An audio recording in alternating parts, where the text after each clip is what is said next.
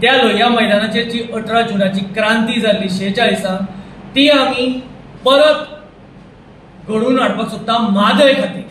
सो ही जी आमची 18 जुनाक आतां 2023 क्रांती जातली ती क्रांती गरज आसा म्हादय खातीर. म्हादय खातीर सगळ्या गोंयकारांनी एकवटान येवन 18 जुनाक एक क्रांती घडोवपाची गरज आसा. डायवर्शन करपाक तांचो प्रयत्न चालूच आसा कर्नाटक सरकाराचो. थंय खंयचेय सरकार आयल्यार कांयच फरक पडपाचो ना, कित्याक ते युनायटेड आसा डायवर्ट करपाक. सो आमी युनायटेड आसात हे डायवर्शन बंद करून उडोवपाक.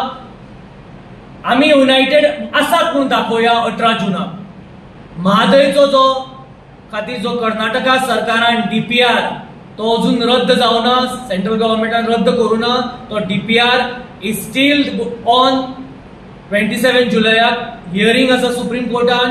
अश्यो जायत्यो गजाली आसात आनी जायत्यो गजाली घडटल्यो. थंय कर्नाटका गव्हर्नमेंट BJP जावं काँग्रेस जावं कोणी जावं ते एक आसात म्हादय डायवर्ट करपाक. सो आमी दाखोवन दिया की आमी एक आसात, म्हादय डायवर्ट करून दिवपा ना ह्या विशयाचेर.